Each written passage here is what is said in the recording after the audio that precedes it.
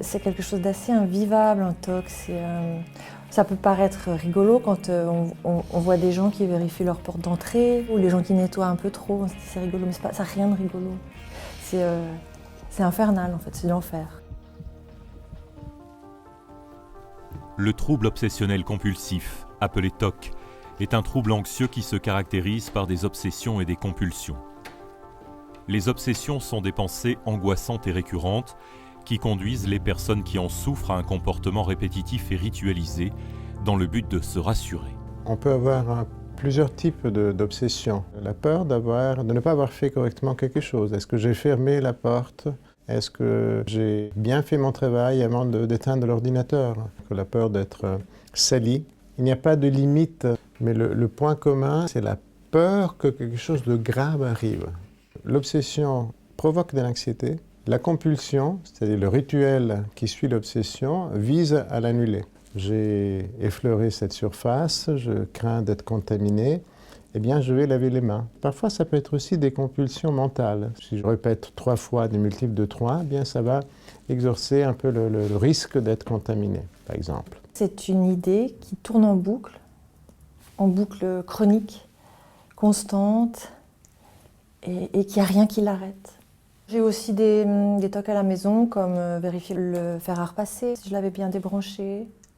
Alors je devais y aller 1 fois, 2 fois, 3 fois. Parfois je le transportais carrément dans une autre pièce, où je pouvais le voir juste au moment de partir, pour photographier un peu cette image, puis de me dire il est là, il est débranché. Parce que le temps de descendre les escaliers, j'avais déjà un doute de savoir est-ce que je l'avais débranché. Au début, ces compulsions ont une certaine efficacité, c'est pour ça qu'elles sont activées. Mais au fur et à mesure, ça ne suffit jamais parce que l'anxiété ne finit pas. Et donc, je suis obligé, par exemple, de laver d'abord 3 fois mes mains. Ensuite, 3 fois, peut-être ce n'est pas sûr. Donc, 3 fois 3, ça devient 9, et puis 27.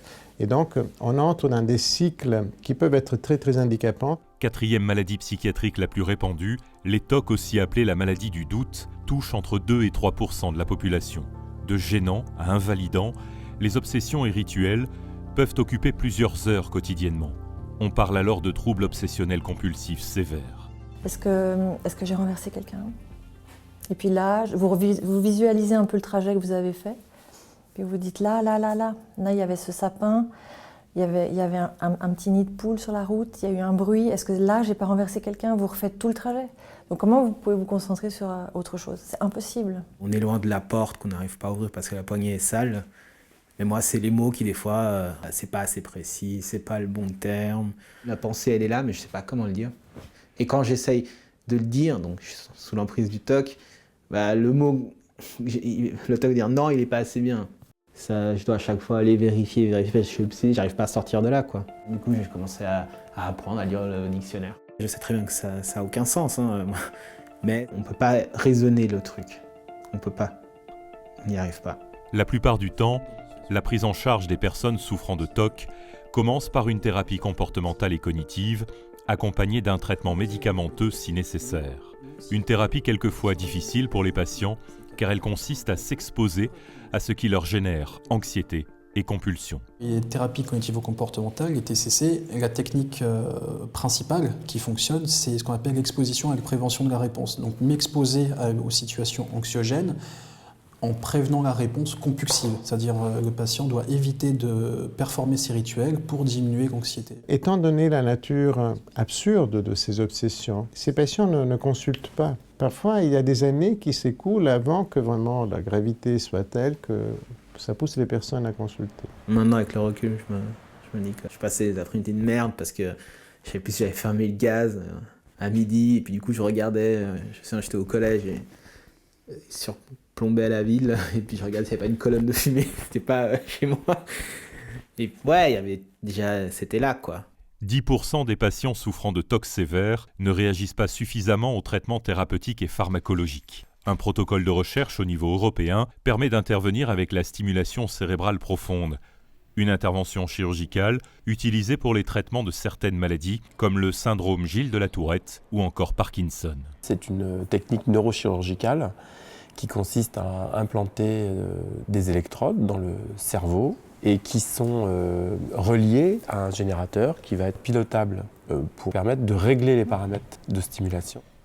La stimulation cérébrale profonde, elle est appliquée depuis des années pour les patients qui sont atteints de maladies du mouvement, notamment la maladie de Parkinson. Et nous avons eu la possibilité d'observer chez des patients qui avaient des TOC, avant d'avoir eu la maladie de Parkinson, que ces TOC avaient été améliorés par la stimulation.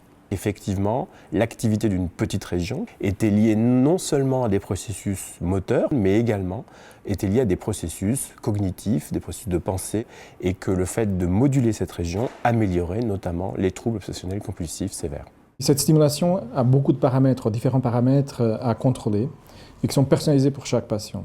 Donc il y a plusieurs visites, il y a plusieurs réglages, il y a une augmentation, maximisation de l'effet anti-TOC, si on peut dire comme ça, et de réduire tous les effets indésirables potentiels de la stimulation pour ces patients. Corinne a souffert de TOC sévères pendant de nombreuses années. Résistante au traitement, elle a pu se faire opérer en 2015 et diminuer enfin ce trouble qui lui rendait la vie si difficile. C'était un peu l'opération de la dernière chance. Maintenant, je peux conduire. J'arrive à continuer ce que j'étais partie faire. C'est-à-dire, si j'étais partie faire des courses, j'arrive à accéder au magasin et puis faire mes courses. Avant, je serais rentrée. Ouais, ça gère le TOC. Dans le cadre du programme Troubles anxieux, les HUG développent de nouvelles thérapies pour soigner les TOC. C'est le cas avec la réalité virtuelle, utilisée pour faciliter les exercices d'exposition et personnaliser les thérapies. Il y a une telle spécificité dans l'expression du trouble. L'intérêt, c'est de prendre donc l'environnement propre du patient et de l'amener dans le bureau du thérapeute. Le fait d'incarner un avatar virtuel, le cerveau va prendre les actions réalisées par cet avatar comme si c'est lui-même qui les avait réalisées. On va filmer les différents plans séquences en partant de chez lui, en revenant chez lui, en réalisant des actions. Et donc incarner un personnage qui va agir sans TOC dans des environnements qui sont tocogènes pour le patient. Aujourd'hui, Corinne et David ont repris le contrôle sur leur TOC. Encore présent, mais plus jamais invalidant. Chaque jour est une nouvelle victoire. C'est une victoire d'étape, c'est être capable de le déloger, ne plus rentrer dans son jeu et finalement de retrouver mes esprits. C'est-à-dire que c'est plus une fatalité. Quand le TOC se présente, je sais que j'ai une carte à jouer.